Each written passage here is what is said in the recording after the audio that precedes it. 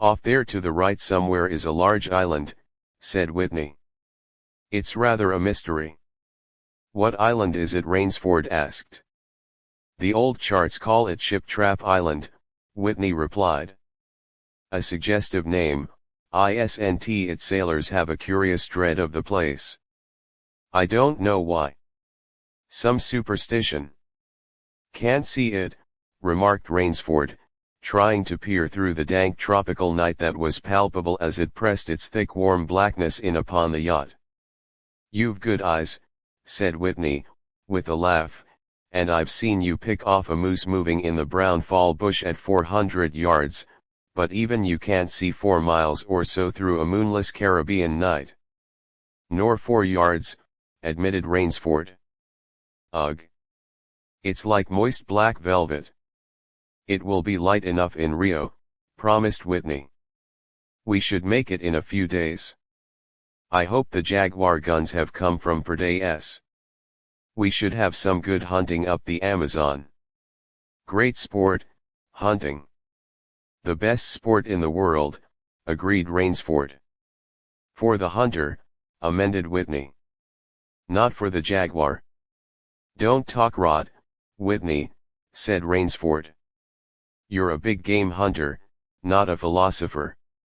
Who cares how a jaguar feels? Perhaps the jaguar does, observed Whitney. Bah! They've no understanding.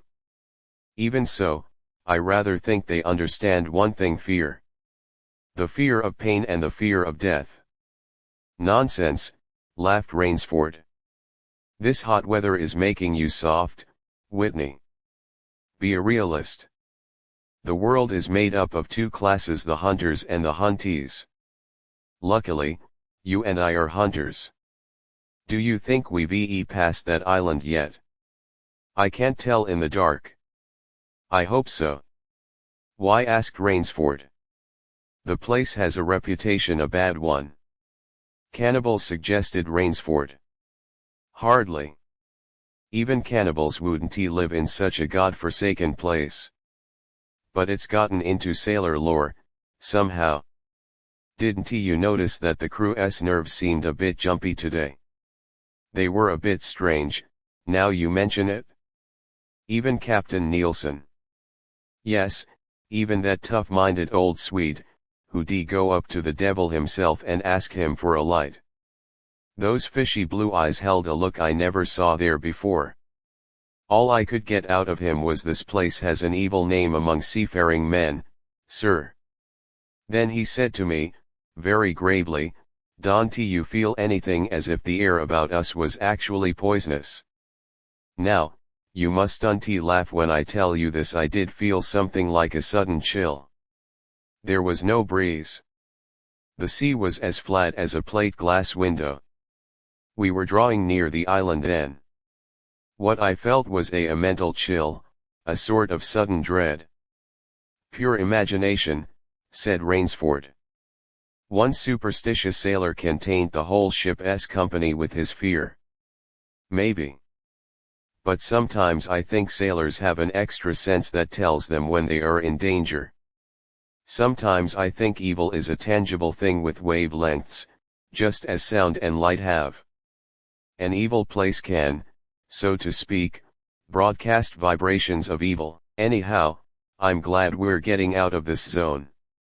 Well, I think I'll turn in now, Rainsford. I'm not sleepy, said Rainsford.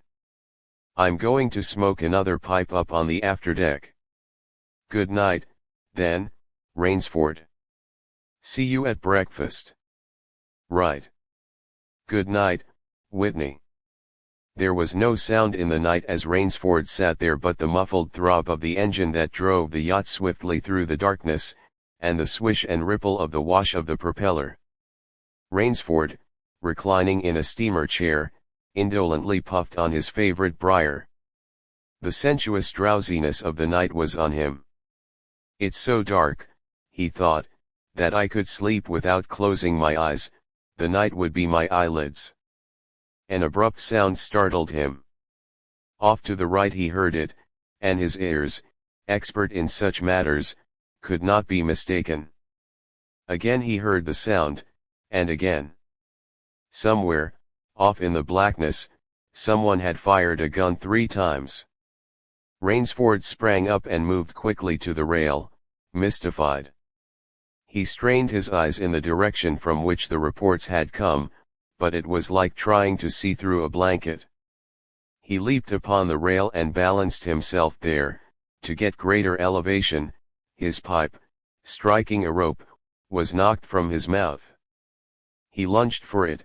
A short, hoarse cry came from his lips as he realized he had reached too far and had lost his balance. The cry was pinched off short as the blood-warm waters of the Caribbean Sea dosed over his head. He struggled up to the surface and tried to cry out, but the wash from the speeding yacht slapped him in the face and the salt water in his open mouth made him gag and strangle. Desperately he struck out with strong strokes after the receding lights of the yacht, but he stopped before he had swum 50 feet. A certain cool-headedness had come to him. It was not the first time he had been in a tight place. There was a chance that his cries could be heard by someone aboard the yacht, but that chance was slender and grew more slender as the yacht raced on. He wrestled himself out of his clothes and shouted with all his power. The lights of the yacht became faint and ever-vanishing fireflies, then they were blotted out entirely by the night. Rainsford remembered the shots. They had come from the right, and doggedly he swam in that direction, swimming with slow, deliberate strokes, conserving his strength. For a seemingly endless time he fought the sea. He began to count his strokes. He could do possibly 100 more, and then Rainsford heard a sound. It came out of the darkness, a high screaming sound, the sound of an animal in an extremity of anguish and terror. He did not recognize the animal that made the sound. He did not try to. With fresh vitality he swam toward the sound. He heard it again, then it was cut short by another noise, crisp, staccato. "Pistol shot," muttered Rainsford, swimming on. 10 minutes of determined effort brought another sound to his ears, the most welcome he had ever heard, the muttering and growling of the sea breaking on a rocky shore. He was almost on the rocks before he saw them. On a night less calm he would have been shattered against them. With his remaining strength he dragged himself from the swirling waters. Jagged crags appeared to jut up into the opaqueness. He forced himself upward, hand over hand. Gasping, his hands raw, he reached a flat place at the top. Dense jungle came down to the very edge of the cliffs. What perils that tangle of trees and underbrush might hold for him did not concern Rainsford just then. All he knew was that he was safe from his enemy, the sea, and that utter weariness was on him. He flung himself down at the jungle edge and tumbled headlong into the deepest sleep of his life. When he opened his eyes he knew from the position of the sun that it was late in the afternoon. Sleep had given him new vigor, a sharp hunger was picking at him. He looked about him, almost cheerfully. Where there are pistol shots, there are men. Where there are men, there is food, he thought. But what kind of men, he wondered, in so forbidding a place? An unbroken front of snarled and ragged jungle fringed the shore. He saw no sign of a trail through the closely knit web of weeds and trees. It was easier to go along the shore, and Rainsford floundered along by the water. Not far from where he landed, he stopped. Some wounded thing, by the evidence. A large animal had thrashed about in the underbrush. The jungle weeds were crushed down and the moss was lacerated. One patch of weeds was stained crimson. A small, glittering object not far away caught Rainsford's eye and he picked it up. It was an empty cartridge. "A .22, he remarked. "That's odd. It must have been a fairly large animal too. The hunter had his nerve with him to tackle it with a light gun. It's clear that the brute put up a fight. I suppose the first 3 shots I heard was when the hunter flushed his quarry and wounded it. The last shot was when he trailed it here and finished it." He examined the ground closely and found what he had hoped to find: the print of hunting boots. They pointed along the cliff in the direction he had been going. Eagerly he hurried along, now slipping on a rotten log or a loose stone, but making headway. Night was beginning to settle down on the island. Bleak darkness was blacking out the sea and jungle when Rainsford sighted the lights. He came upon them as he turned a crook in the coastline, and his first thought was that he had come upon a village, for there were many lights. But as he forged along he saw to his great astonishment that all the lights were in one enormous building, a lofty structure with pointed towers plunging upward into the gloom. His eyes made out the shadowy outlines of a palatial chateau. It was set on a high bluff, and on three sides of it cliffs dived down to where the sea licked greedy lips in the shadows. Mirage, thought Rainsford. But it was no mirage, he found, when he opened the tall spiked iron gate. The stone steps were real enough, the massive door with a leering gargoyle for a knocker was real enough, yet above it all hung an air of unreality. He lifted the knocker, and it creaked up stiffly, as if it had never before been used. He let it fall, and it startled him with its booming loudness. He thought he heard steps within. The door remained closed. Again Rainsford lifted the heavy knocker, and let it fall. The door opened, then opened as suddenly as if it were on a spring, and Rainsford stood blinking in the river of glaring gold light that poured out. The first thing Rainsford's eyes discerned was the largest man Rainsford had ever seen, a gigantic creature, solidly made and black-bearded to the waist. In his hand the man held a long-barreled revolver, and he was pointing it straight at Rainsford's heart. Out of the snarl of beard two small eyes regarded Rainsford. "Don't be alarmed," said Rainsford, with a smile which he hoped was disarming. "I'm no robber.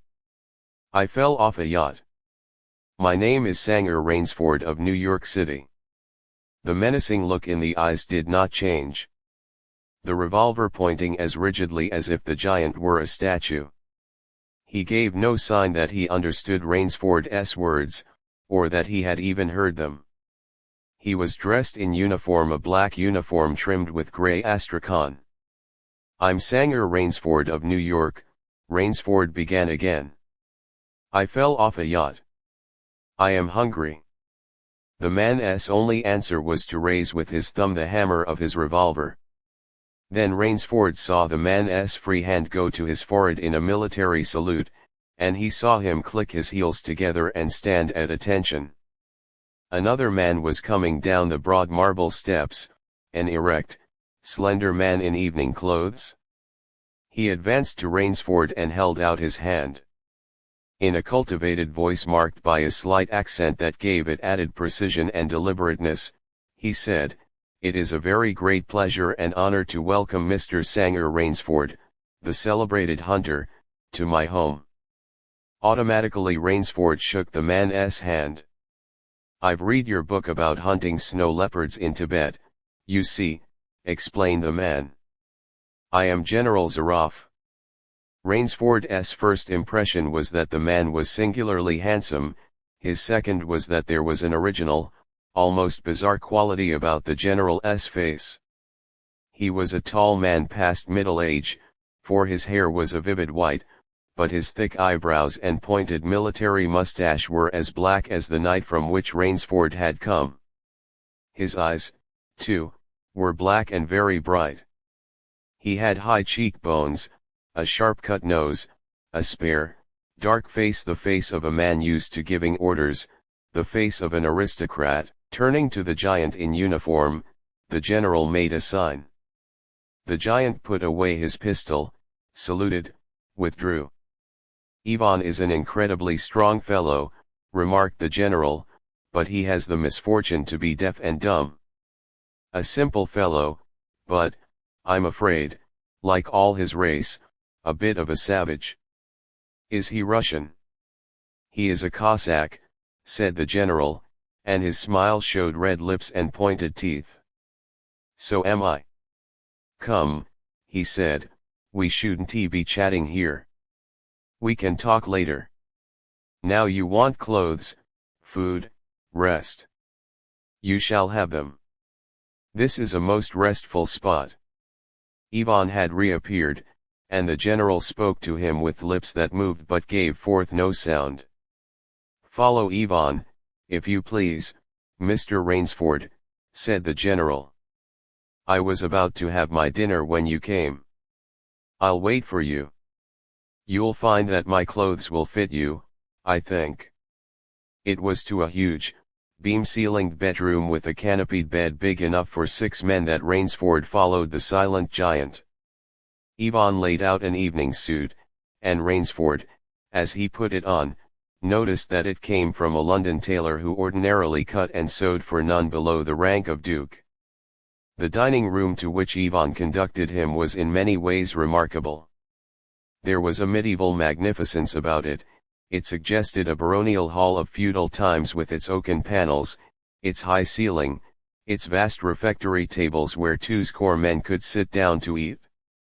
About the hall were mounted heads of many animals: lions, tigers, elephants, moose, bears, larger or more perfect specimens Rainsford had never seen.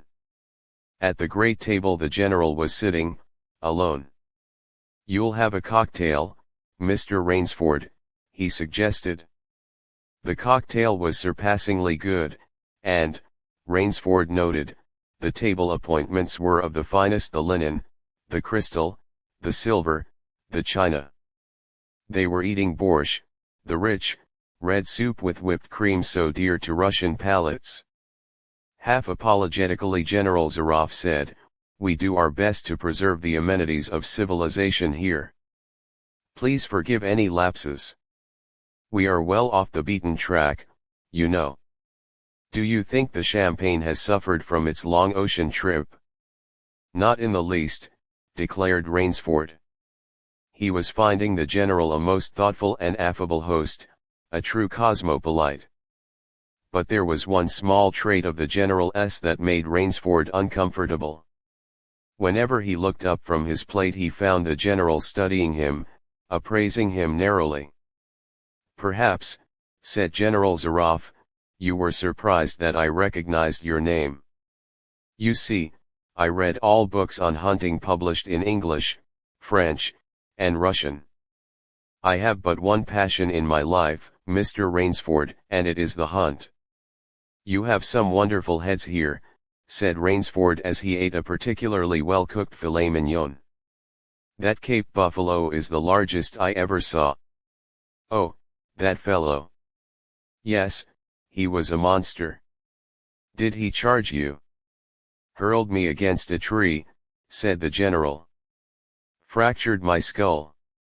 But I got the brute." "I've always thought," said Rainsford, "that the Cape buffalo is the most dangerous of all big game." For a moment the general did not reply.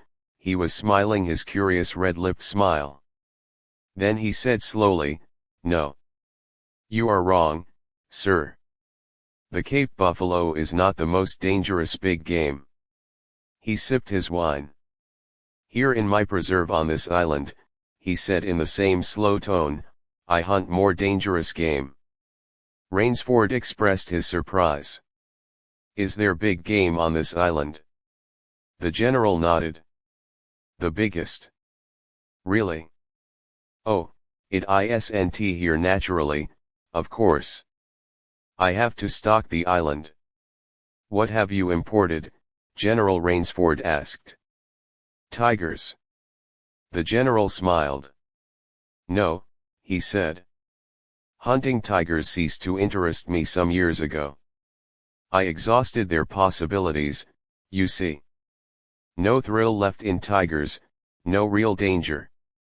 I live for danger, Mr. Rainsford." The general took from his pocket a gold cigarette case and offered his guest a long black cigarette with a silver tip. It was perfumed and gave off a smell like incense. "We will have some capital hunting, you and I," said the general. "I shall be most glad to have your society." "But what game?" began Rainsford. "I'll tell you," said the general. "You will be amused, I know. I think I may say, in all modesty, that I have done a rare thing. I have invented a new sensation. May I pour you another glass of port? Thank you, General. The General filled both glasses, and said, God makes some men poets. Some he makes kings, some beggars. Me he made a hunter. My hand was made for the trigger, my father said. He was a very rich man with 250,000 acres in the Crimea, and he was an ardent sportsman. When I was only 5 years old he gave me a little gun, specially made in Moscow for me, to shoot sparrows with. When I shot some of his prize turkeys with it, he did not punish me, he complimented me on my marksmanship. I killed my first bear in the Caucasus when I was 10. My whole life has been one prolonged hunt. I went into the army. It was expected of noblemen's sons, and for a time commanded a division of Cossack cavalry, but my real interest was always the hunt. I have hunted every kind of game in every land. It would be impossible for me to tell you how many animals I have killed. The General puffed at his cigarette. After the debacle in Russia I left the country, for it was imprudent for an officer of the Tsar to stay there. Many noble Russians lost everything. I, luckily, had invested heavily in American securities, so I shall never have to open a tea room in Monte Carlo or drive a taxi in Paris. Naturally, I continued to hunt grizzlies in your Rockies, crocodiles in the Ganges, rhinoceroses in East Africa. It was in Africa that the Cape buffalo hit me and laid me up for 6 months. As soon as I recovered I started for the Amazon to hunt jaguars, for I had heard they were unusually cunning. They weren't. The Cossack side, they were no match at all for a hunter with his wits about him, and a high-powered rifle. I was bitterly disappointed. I was lying in my tent with a splitting headache one night when a terrible thought pushed its way into my mind. Hunting was beginning to bore me. And hunting, remember, had been my life. I have heard that in America businessmen often go to pieces when they give up the business that has been their life. Yes, that's so, said Rainsford. The General smiled. I had no wish to go to pieces, he said. I must do something. Now, mine is an analytical mind, Mr. Rainsford. Doubtless that is why I enjoy the problems of the chase. No doubt, General Zaroff. So, continued the General, I asked myself why the hunt no longer fascinated me. You are much younger than I am, Mr. Rainsford, and have not hunted as much, but you perhaps can guess the answer. What was it? Simply this: hunting had ceased to be what you call a sporting proposition. It had become too easy. I always got my quarry. Always. There is no greater bore than perfection. The General lit a fresh cigarette. No animal had a chance with me anymore. That is no boast, it is a mathematical certainty. The animal had nothing but his legs and his instinct. Instinct is no match for reason. When I thought of this it was a tragic moment for me, I can tell you. Rainsford leaned across the table, absorbed in what his host was saying. It came to me as an inspiration what I must do, the General went on. And that was. The General smiled the quiet smile of one who has faced an obstacle and surmounted it with success. I had to invent a new animal to hunt, he said. A new animal? You're joking. Not at all, said the General. I never joke about hunting. I needed a new animal. I found one. So I bought this island, built this house, and here I do my hunting. The island is perfect for my purposes. There are jungles with a maze of traits in them, hills, swamps. But the animal, General Zaroff. Oh, said the General, it supplies me with the most exciting hunting in the world. No other hunting compares with it for an instant. Every day I hunt, and I never grow bored now, for I have a quarry with which I can match my wits. Rainsford's bewilderment showed in his face.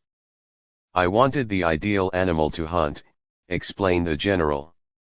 So I said, what are the attributes of an ideal quarry? And the answer was, of course, it must have courage, cunning, and, above all, it must be able to reason. But no animal can reason, objected Rainsford.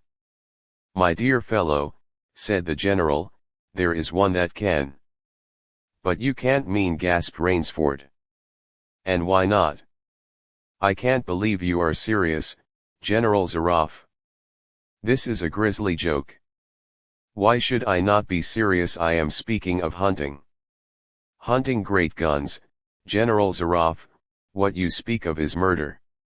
The general laughed with entire good nature. He regarded Rainsford quizzically. I refuse to believe that so modern and civilized a young man as you seem to be harbors romantic ideas about the value of human life. Surely your experiences in the war did not make me condone cold-blooded murder, finished Rainsford stiffly. Laughter shook the general. How extraordinarily droll you are, he said. One does not expect nowadays to find a young man of the educated class, even in America, with such a naive, and, if I may say so, mid-Victorian point of view. It's like finding a snuff box in a limousine. Ah, well, doubtless you had Puritan ancestors. So many Americans appear to have had. I'll wager you'll forget your notions when you go hunting with me. You've a genuine new thrill in store for you, Mr. Rainsford. Thank you, I'm a hunter, not a murderer. Dear me, said the general, quite unruffled, again that unpleasant word.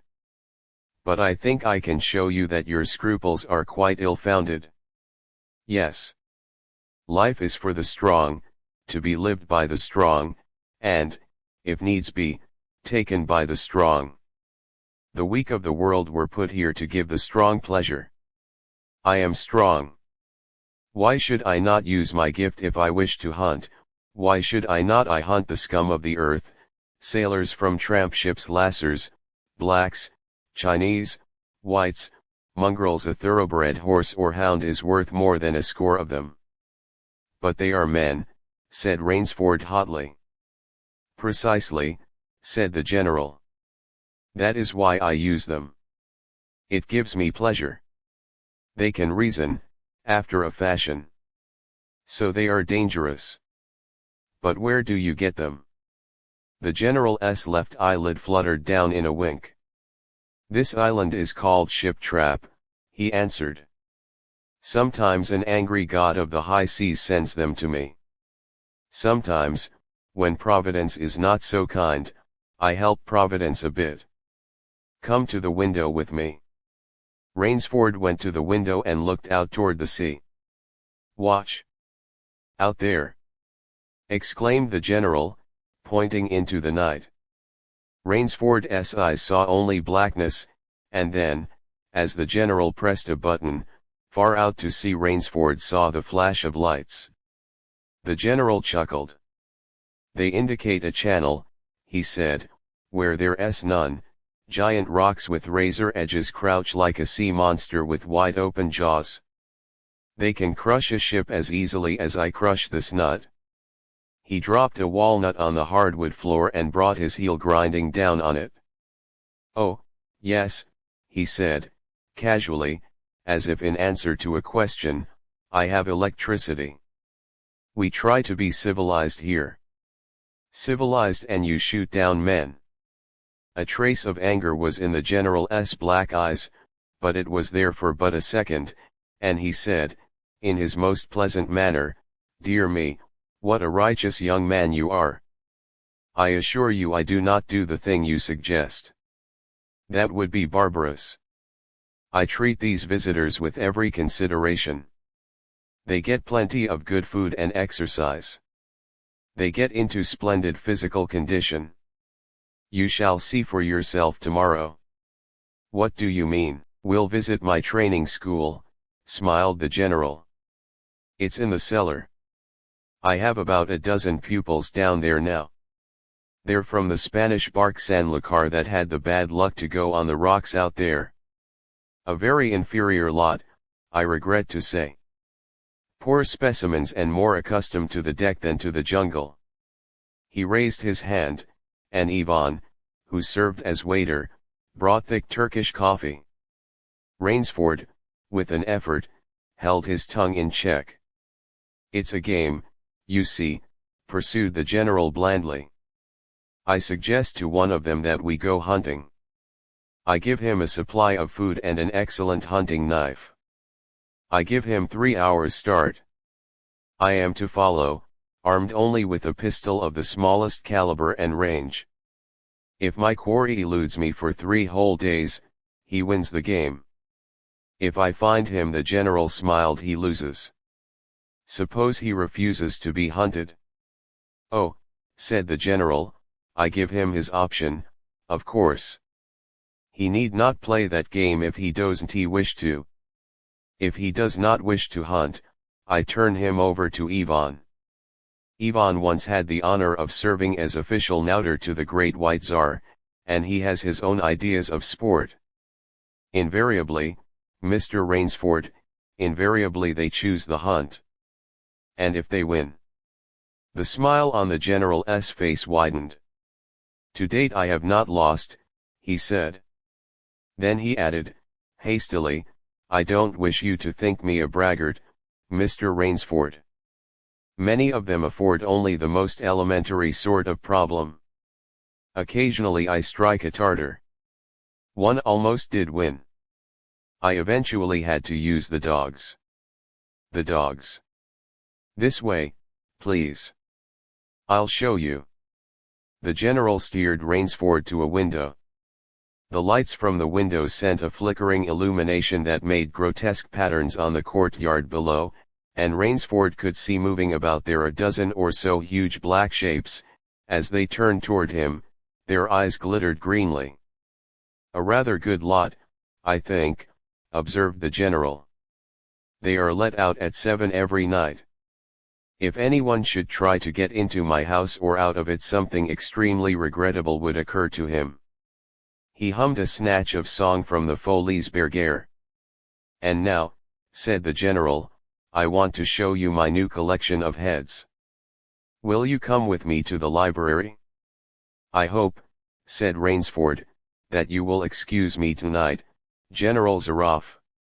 I'm really not feeling well." "Ah, indeed?" the general inquired solicitously. "Well, I suppose that's only natural, after your long swim. You need a good, restful night's sleep. Tomorrow you'll feel like a new man, I'll wager. Then we'll hunt, and I've one rather promising prospect." Rainsford was hurrying from the room.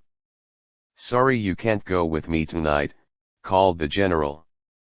"I expect rather fair sport, a big, strong, black.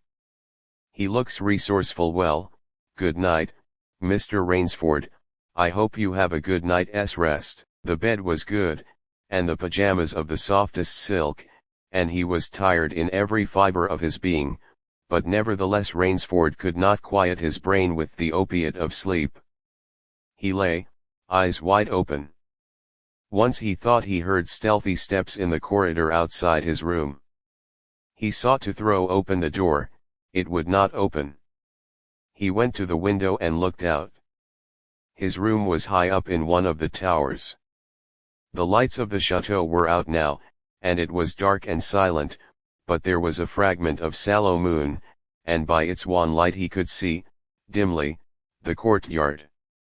There, weaving in and out in the pattern of shadow, were black, noiseless forms. The hounds heard him at the window and looked up, expectantly, with their green eyes.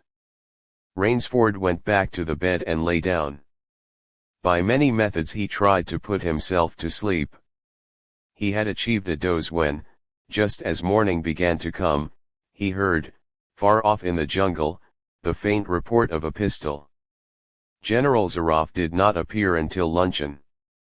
He was dressed faultlessly in the tweeds of a country squire. He was solicitous about the state of Rainsford's health. "As for me," sighed the general, "I do not feel so well. I am worried, Mr. Rainsford. Last night I detected traces of my old complaint." To Rainsford's questioning glance the general said, "Ennui. Boredom." Then, taking a second helping of crepe Suzette, the general explained, "The hunting was not good last night. The fellow lost his head. He made a straight trail that offered no problems at all. That's the trouble with these sailors, they have dull brains to begin with, and they do not know how to get about in the woods. They do excessively stupid and obvious things. It's most annoying. Will you have another glass of Chablis, Mr. Rainsford?" "General," said Rainsford firmly, "I wish to leave this island at once." The general raised his thickets of eyebrows, he seemed hurt. "But, my dear fellow," the general protested, "you've only just come. You've had no hunting." "I wish to go today," said Rainsford. He saw the dead black eyes of the general on him, studying him. General Zaroff's face suddenly brightened. He filled Rainsford's glass with venerable Chablis from a dusty bottle. "Tonight," said the general, "we will hunt, you and I." Rainsford shook his head. "No, General," he said. "I will not hunt." The general shrugged his shoulders and delicately ate a hothouse grape. "As you wish, my friend," he said. "The choice rests entirely with you. But may I not venture to suggest that you will find my idea of sport more diverting than Yvonne's?" He nodded toward the corner to where the giant stood, scowling, his thick arms crossed on his hogshead of chest. "You don't mean," cried Rainsford. "My dear fellow," said the general, "have I not told you I always mean what I say about hunting? This is really an inspiration. I drink to a foeman worthy of my steel at last." The general raised his glass, but Rainsford sat staring at him. "You'll find this game worth playing," the general said enthusiastically. "Your brain against mine. Your woodcraft against mine. Your strength and stamina against mine. Outdoor chess. And the stake is not without value, eh?" "And if I win," began Rainsford huskily. "I'll cheerfully acknowledge myself defeat if I do not find you by midnight of the third day," said General Zaroff. "My sloop will place you on the mainland near a town." The general read what Rainsford was thinking. "Oh, you can trust me," said the Cossack. "I will give you my word as a gentleman and a sportsman. Of course you, in turn, must agree to say nothing of your visit here." "I'll agree to nothing of the kind," said Rainsford. "Oh," said the general, "in that case, but why discuss that now? 3 days hence we can discuss it over a bottle of Veuve Clicquot, unless—" The general sipped his wine. Then a business-like air animated him. "Yvonne," he said to Rainsford, "will supply you with hunting clothes, food, a knife. I suggest you wear moccasins, they leave a poorer trail. I suggest, too, that you avoid the big swamp in the southeast corner of the island. We call it Death Swamp. There's quicksand there. One foolish fellow tried it. The deplorable part of it was that Lazarus followed him. You can imagine my feelings, Mr. Rainsford. I loved Lazarus, he was the finest hound in my pack. Well, I must beg you to excuse me now. I always take a siesta after lunch. You'll hardly have time for a nap, I fear. You'll want to start, no doubt. I shall not follow till dusk. Hunting at night is so much more exciting than by day, don't you think? Au revoir, Mr. Rainsford, au revoir." General Zaroff, with a deep, courtly bow, strolled from the room. From another door came Ivan. Under one arm he carried khaki hunting clothes, a haversack of food, a leather sheath containing a long-bladed hunting knife. His right hand rested on a cocked revolver thrust in the crimson sash about his waist. Rainsford had fought his way through the bush for 2 hours. "I must keep my nerve. I must keep my nerve," he said through tight teeth. He had not been entirely clear-eyed when the chateau gate snapped shut behind him. His whole idea at first was to put distance between himself and General Zaroff, and, to this end, he had plunged along, spurred on by the sharp roars of something very like panic. Now he had got a grip on himself, had stopped, and was taking stock of himself and the situation. He saw that straight flight was futile, inevitably it would bring him face to face with the sea. He was in a picture with a frame of water, and his operations, clearly, must take place within that frame. "I'll give him a trail to follow," muttered Rainsford, and he struck off from the rude path he had been following into the trackless wilderness. He executed a series of intricate loops, he doubled on his trail again and again, recalling all the lore of the fox hunt, and all the dodges of the fox. Night found him leg-weary, with hands and face lashed by the branches, on a thickly wooded ridge.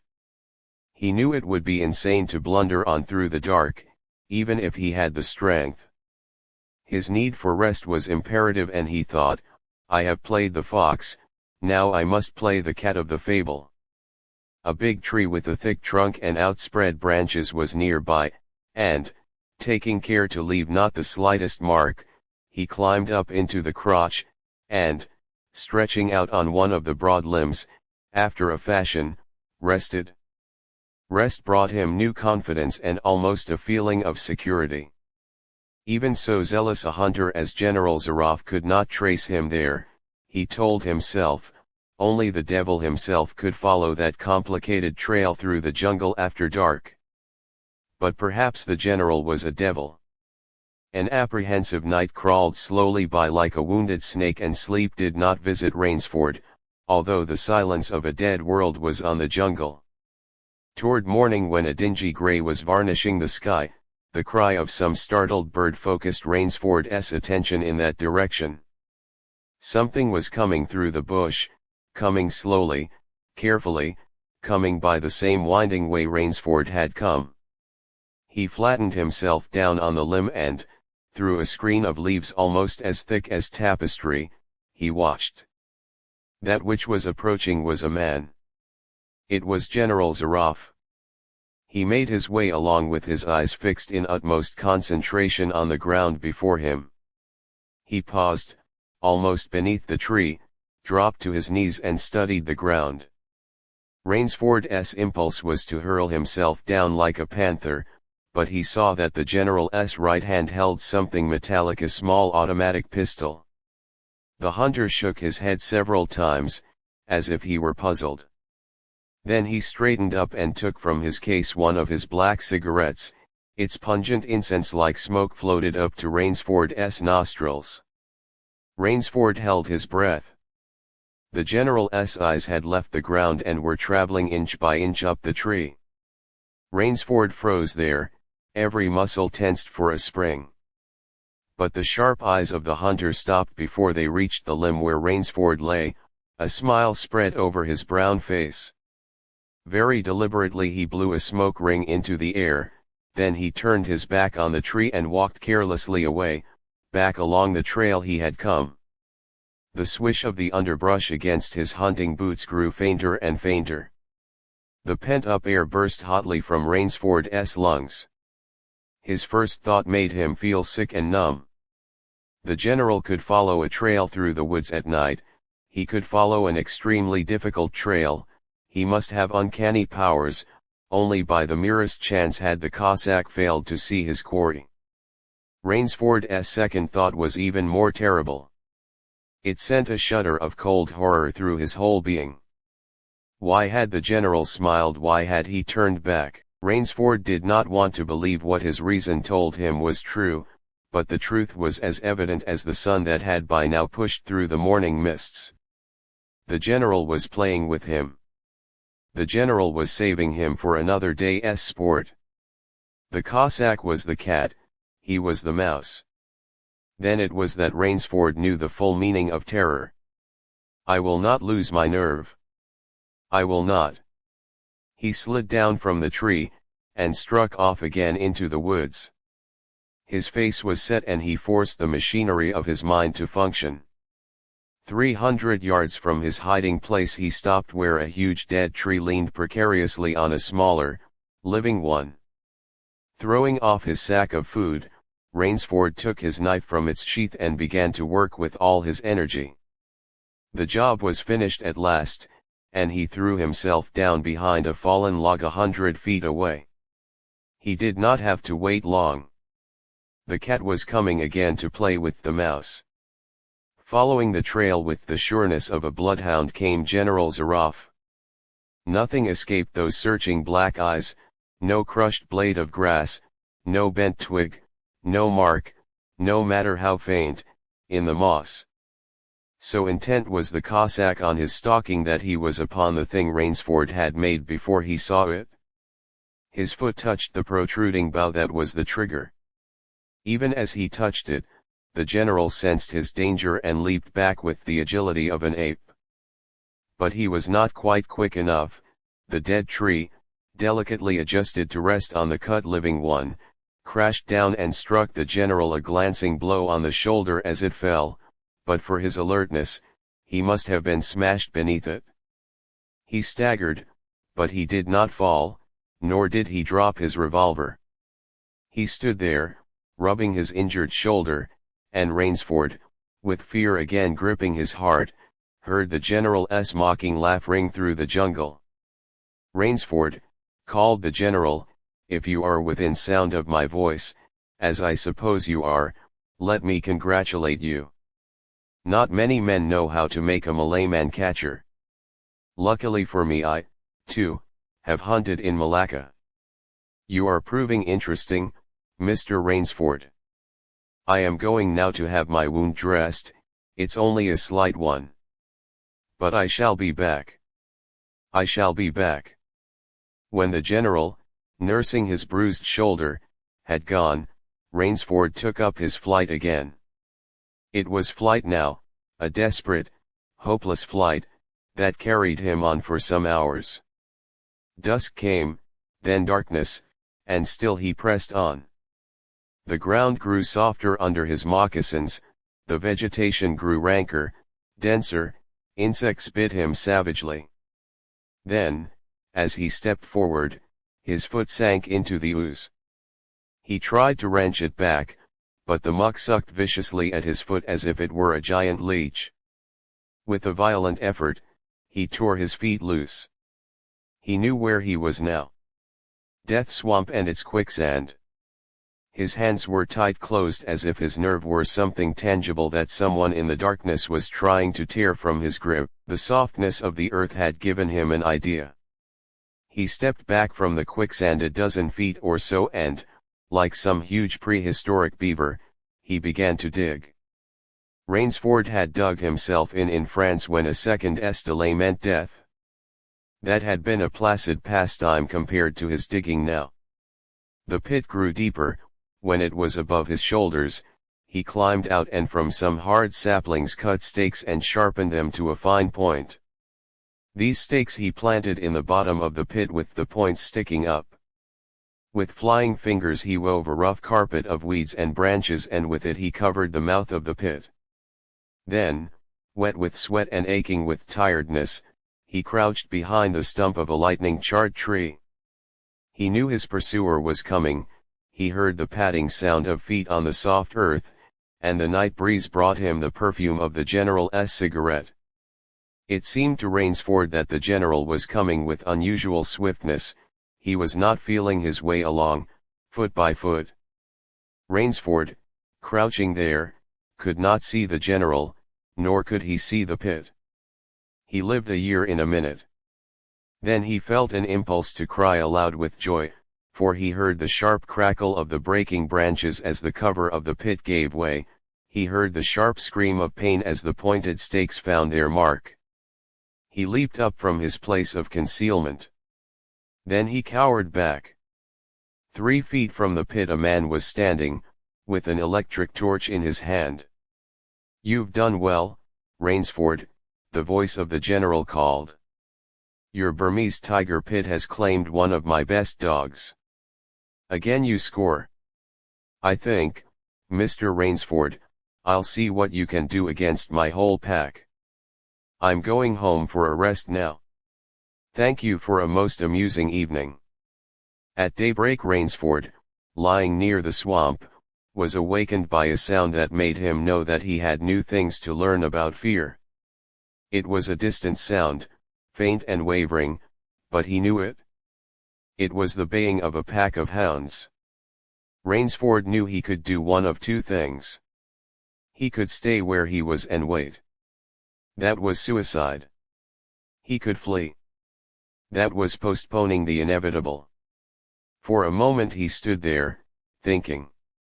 An idea that held a wild chance came to him, and, tightening his belt, he headed away from the swamp. The baying of the hounds drew nearer, then still nearer, nearer, ever nearer. On a ridge Rainsford climbed a tree. Down a watercourse, not a quarter of a mile away, he could see the bush moving. Straining his eyes, he saw the lean figure of General Zaroff. Just ahead of him Rainsford made out another figure whose wide shoulders surged through the tall jungle weeds. It was the giant Ivan, and he seemed pulled forward by some unseen force. Rainsford knew that Ivan must be holding the pack in leash. They would be on him any minute now. His mind worked frantically. He thought of a native trick he had learned in Uganda.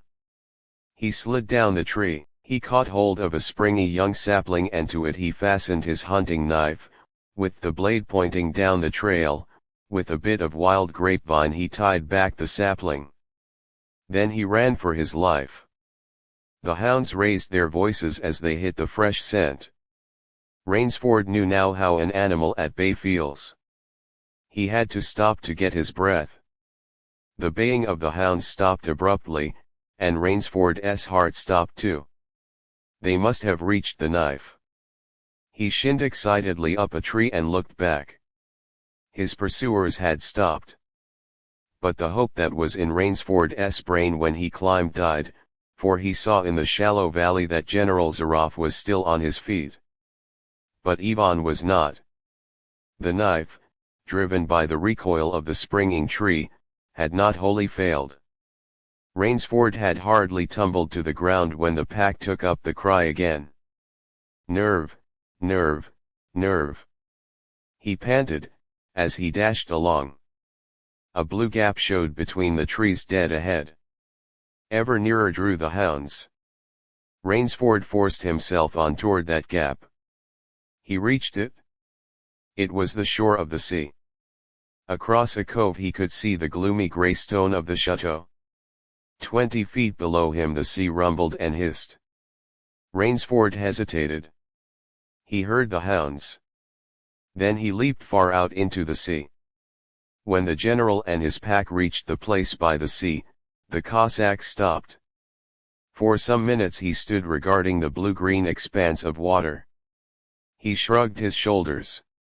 Then he sat down, took a drink of brandy from a silver flask, lit a cigarette, and hummed a bit from Madame Butterfly. General Zaroff had an exceedingly good dinner in his great paneled dining hall that evening. With it he had a bottle of Pole Roger and half a bottle of Chambertin. 2 slight annoyances kept him from perfect enjoyment. One was the thought that it would be difficult to replace Ivan, the other was that his quarry had escaped him. Of course, the American hadn't played the game, so thought the general as he tasted his after-dinner liqueur. In his library he read, to soothe himself, from the works of Marcus Aurelius. At 10 he went up to his bedroom. He was deliciously tired, he said to himself, as he locked himself in. There was a little moonlight, so, Before turning on his light, he went to the window and looked down at the courtyard. He could see the great hounds, and he called, "Better luck another time," to them. Then he switched on the light. A man, who had been hiding in the curtains of the bed, was standing there. "Rainsford!" screamed the general. "How in God's name did you get here?" "Swam," said Rainsford. "I found it quicker than walking through the jungle." The general sucked in his breath and smiled. "I congratulate you," he said. "You have won the game." Rainsford did not smile. "I am still a beast at bay," he said, in a low, hoarse voice. "Get ready, General Zaroff." The general made one of his deepest bows. "I see," he said. "Splendid. One of us is to furnish a repast for the hounds, the other will sleep in this very excellent bed. On guard, Rainsford." He had never slept in a better bed, Rainsford decided.